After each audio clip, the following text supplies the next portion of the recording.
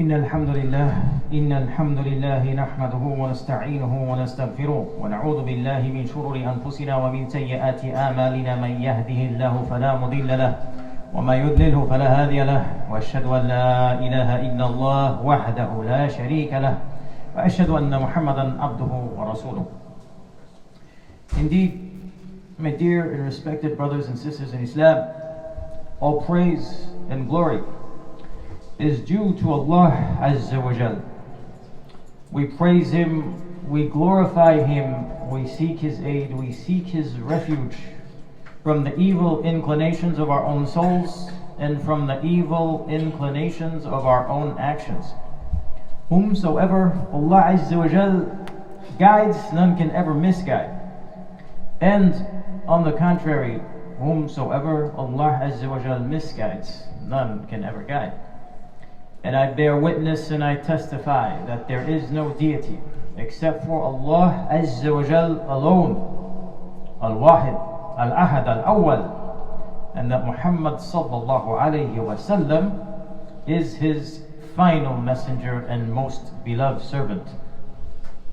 يا أيها الذين آمنوا اتقوا الله حق تقاته ولا تموتن إلا وأنتم مسلمون يا أيها الناس اتقوا ربكم الذي خلقكم من نفس واحدة وخلق منها زوجها وبث منهما رجالا كثيرا ونساء واتقوا الله الذي تساءلون به والأرحام إن الله كان عليكم رقيبا يا أيها الذين آمنوا اتقوا الله وقولوا قولا سديدا يصلح لكم أعمالكم ويغفر لكم ذنوبكم وما يطع الله ورسوله فقد فاز فوزا عظيما فإن خير الحديث كتاب الله وخير الهدي هدي محمد صلى الله عليه وسلم وإن شر الأمور محدثاتها وكل محدثة بدعة وكل بدعة ضلالة وكل ضلالة في النار واليعوذ بالله من الشيطان الرجيم بسم الله الرحمن الرحيم ثم أما بعد.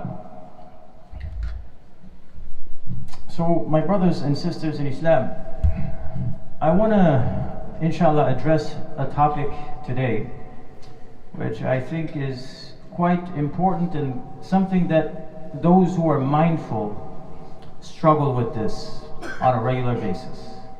In fact, this is a struggle that we should all be mindful of, but part of the problem is that we are likely not even mindful. This is usually those that are trying to get closer to Allah Azza wa Jal or are being mindful of being close to Allah Azza wa Jal are going to be impacted by this. Okay, let me elaborate what I mean.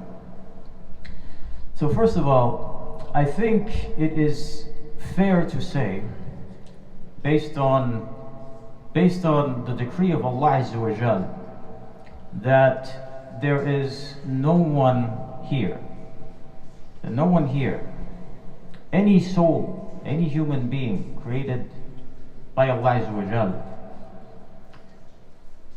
You can't deny that every single soul, whether they are conscious of it or not, whether they actively realize it or not, they have a deep need and a desire to connect to their Lord.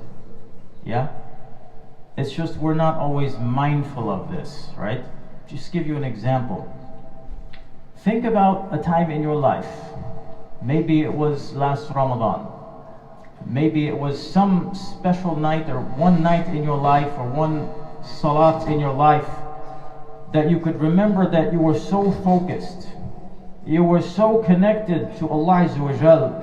Or maybe it was a time when you were blessed, if Allah Azza wa Jal blessed you to visit the Kaaba, and you were making tawaf, or you laid your eyes on the Kaaba for the first time, and you can recollect that feeling that you had, that feeling of intense connection, otherwise known as khushu' with Allah Azza wa Jal. It is hard to argue that everyone, it's hard to argue that there's no one here that could deny wanting that connection. If you have been created by Allah Azza wa Jal, you're going to want that connection, even if you're not actively pursuing it. Because Allah Azza wa Jal, He says, ثُمَّ سَوَّاهُ وَنَفَخَ فِيهِ مِنْ رُوحِهِ. So the way we are fashioned, the way we are created, right? Allah Azza wa Jal, He creates us and He breathes into us a part of His spirit. Yeah? ثُمَّ سَوَّاهُ وَنَفَخَ فِيهِ مِنْ رُوحِهِ. And because of this, we all have this intrinsic connection to Allah Azza wa Jal that on a subatomic molecular level that our souls are going to want this connection, right? So let me get to what I'm really trying to get at here. The problem is that if all of us want this connection, if all of us want this tranquility, because what really is the root of that feeling that I'm talking to you about, that feeling of when you had the best salat of your life, or when you prostrated to Allah Azza wa Jal and you can think about this was the best, the closest I have ever felt, where I felt like I was actually talking to Allah and He was listening to me. I guarantee everyone has had this moment in their lives, okay? The key is pursuing that feeling at all times. Yeah? The key is pursuing that state at every salawat. And that's the problem, because we are so consumed with everything else that we can't attain this level of khushu' on a regular basis. So most of the time, what is our problem?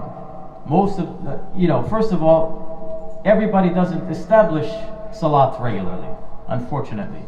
But even for those that do, you can think to every time you stand for salat, your mind is already racing, right? Most of the time we stand in salat and we're not even half there, we're not fully engaged. This is the problem, my brothers and sisters in Islam. This is a serious problem which we need to actively be mindful of to try to remedy, right? Because at the end of the day, everything that we do, whether it's pursuit of whatever it is for ourselves, right? Education, which ideally is supposed to lead to what? Wealth, financial security, everything, our businesses, whatever it is that we do, my brothers and sisters in Islam, for a Muslim, should all lead to one thing, and one thing only: our ibadat, right? It should lead to the one thing of the pleasure of Allah Azza wa Jal. All of these things should be a means to what? The pleasure of Allah Azza wa Jal. Okay? But the shayateen, the worldly distractions, all of these things, what do they happen? What do? They consume us completely, where our ends is this desire. Our ends are manipulated by shaitan by thinking that, you know what, your bliss, your desire is whatever you're trying to finish or rush your work up to do. You want to go enjoy watching some television, you want to go play this game, you want to go do these leisurely activities. Shaitan makes us believe, and that's how we mostly behave. If you just really stop racing your mind and just think about what I'm saying here. Most of the time, when you're racing through the things that you want to race through, what is it to do? Is it to go worship Allah? Is it because you're racing so you can get to salat? Are you contemplating the next time you're going to stand in front of your Rabb? Are you counting the hours between Dhuhr and Asr? Are you counting the time between Asr and Maghrib? Is that what you're doing? Or are you trying to rush through what you need to do so you can go pursue your leisures in life? Yeah? And that's the game of shaitan. Okay? So now let me tell you this, my brothers and sisters in Islam.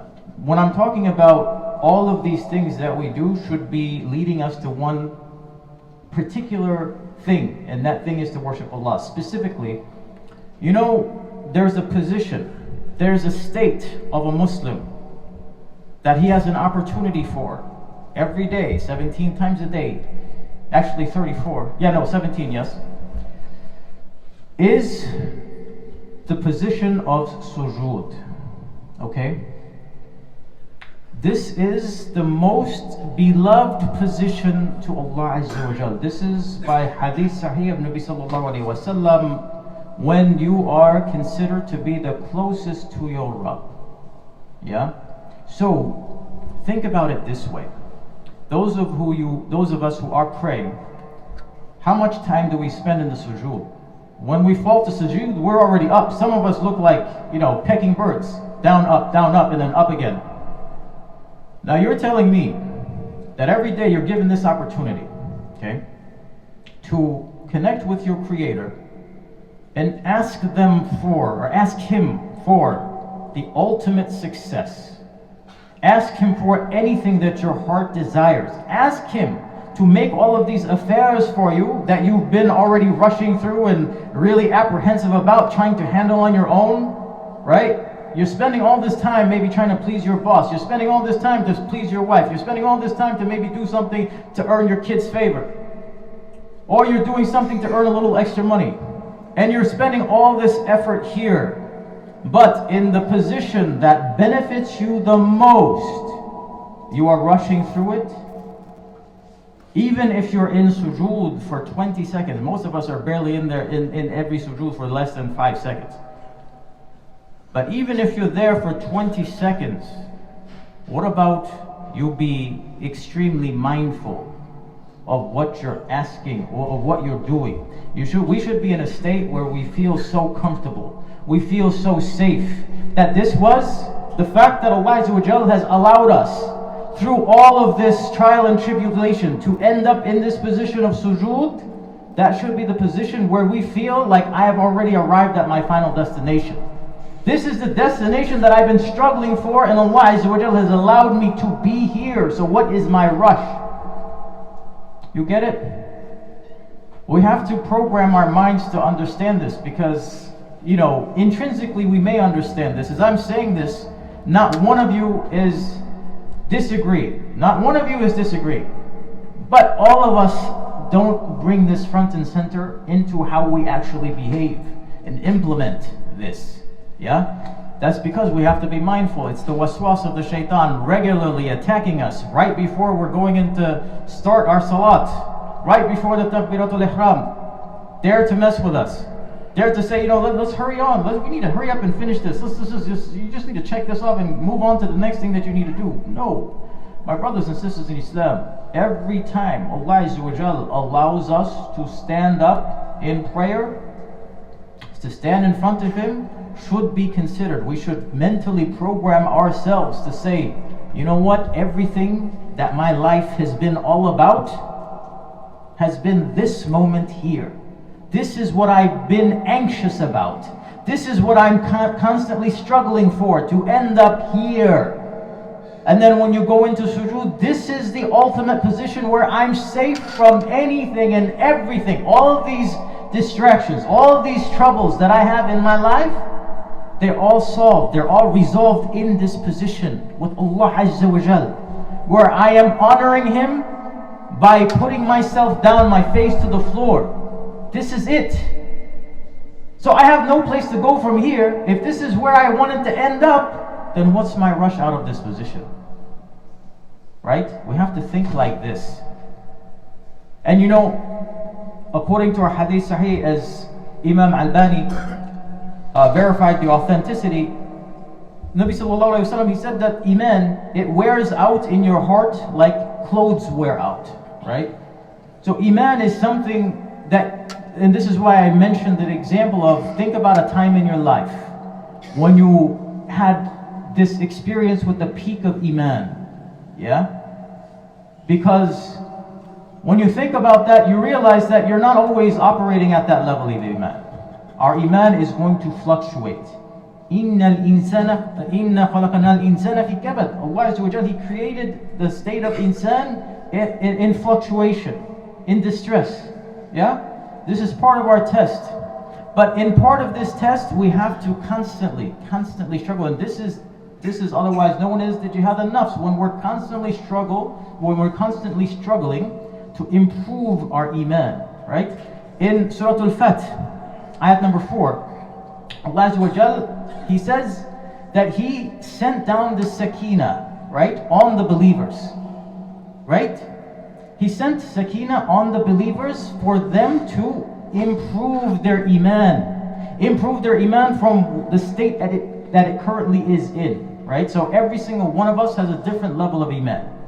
And whatever higher level of Iman you may have been able to achieve, You should have a steady baseline. Your Iman should be at a certain level, and it should never fall below that level. The fluctuation should occur above your baseline. Yeah? And what you need to do is constantly work on raising the baseline, raising the minimum standard for your level of Iman. And that is the way to success, my brothers and sisters in Islam.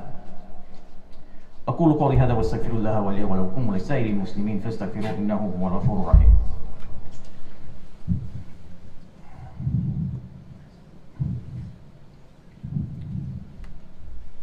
سبحان الله والحمد لله والصلاة والسلام على رسول الله وصلى الله عليه وسلم. So, my brothers and sisters in Islam, there's another thing, right? Allah Azza wa Jal, we have to think about the ultimate reward. When we're going to establish this connection with Allah Azza wa Jal, why we're not so mindful of what we ask of Him. Ultimately, what are we looking for? The ultimate reward that we can ask for is what? Jannah. Yeah? Even higher. Jannatul Firdaus al-A'la. Okay? And so you're willing to spend your time on this time. So if you had an opportunity to go talk with somebody, right? Even this is just a mediocre example, and it's easily proven. If you have a job interview, if you have some interview with your boss or something where you're asking for a raise, a mere 2-5%, which you're probably likely not even going to get, you will take all your attention, all your focus, and go try to, sweet talk this person, and you're so focused and so attentive in asking for this little thing, this mere little thing, that probably won't even change your life. But every day, you have the opportunity to ask Allah Azza wa Jal for eternal salvation, for eternal bliss, and you waste it. We all waste it. Yeah? So we just have to be mindful of this, my brothers and sisters in Islam, because the ultimate reward, and Allah Azza wa Jal, He tells us, do not go after the desires of this dunya, right? Because the desires of this dunya, we should not be focused on the desires of this dunya. We should be primarily focused on the akhirah. We should be primarily focused on pleasing Allah Azza wa Jal, right? واصبر نفسك مع الذين يدعون ربهم بالغداة والعشي يريدون وجهه. Okay, this is saying, be in Surah Al-Kahf, ayah 28. Allah Azza wa Jal, He's saying, be patient with yourself and those who are constantly calling to their Lord day and night for what? To see His face. Let me elaborate on what this means. There's a hadith of Nabi sallallahu alaihi wasallam that on the day of judgment, after Allah Azza wa Jal, He grants the believers Jannah, paradise, right? They will say, so let me actually read the hadith rather than paraphrasing. So when the people of paradise enter paradise, Allah Azza wa Jal will say to them, do you want anything more? Yeah? And they will say, Allah, you have brightened our faces. And have you not admitted us to paradise and saved us from the hellfire? Then Allah, so after this, they're essentially saying, Ya Allah, you've given us everything. You have given us everything, then what more can we ask? And then Allah Azza wa Jal will lift His veil, right? He will lift His veil, and then they will look at Him, because this is the most dearest thing to a believer. The most dearest thing, the most rewarding, the ultimate rewarding thing to the believer is to see the face of their Creator. Because right now, at this state, we can't look to Allah Azza wa Jal. Right? Even Musa alayhi salam, when he asked to see Allah, he couldn't see Him because his eyes were, they were, as a human, in the human form, we don't have the capability to even look at the magnificence of Allah Azza wa Jal. So we'll have to be transformed before this even occurs. Right? But this is the ultimate reward, my brothers and sisters in Islam. This is what we should be asking for, right? And this is what Allah Azza wa Jal is telling us. Be patient in this struggle, in this path. Because you know what this brings us to, my brothers and sisters in Islam? Ultimate tranquility. It brings us to the ultimate level of sakina and as-salam.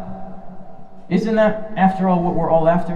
When you're asking for the more luxuries in life, when you're asking for, things to be comfortable for you not to have any kind of, issues, whether it be health, financial, marital, family, whatever it is. what's the end result of it all? It's sakina, it's peace, tranquility, right? And where do you have this peace and tranquility? You have the opportunity to pursue this every single day and every single sujūd. So let's just be mindful and recalibrate our minds to tell us every time when we're planning, I'm getting ready to be able to be at the state that I'm seeking, the state that I'm desiring. So you know how when we're anxious, we want to go sit in the couch and be a couch potato and watch some Netflix or whatever it is, right? Turn it around. You know, I want to be talking to my Allah Azza wa Jal. That's what gives me the most comfort. That's what gives me ultimate peace. So you have to bring that into focus, right? And that's part of the strategy of defeating the waswas of the shaitan to make it happen. Because if you're not programming, if you're not mentally telling yourself, this is what I need to do, how are you going to do it? You're not even planning to do this. How are you going to do it?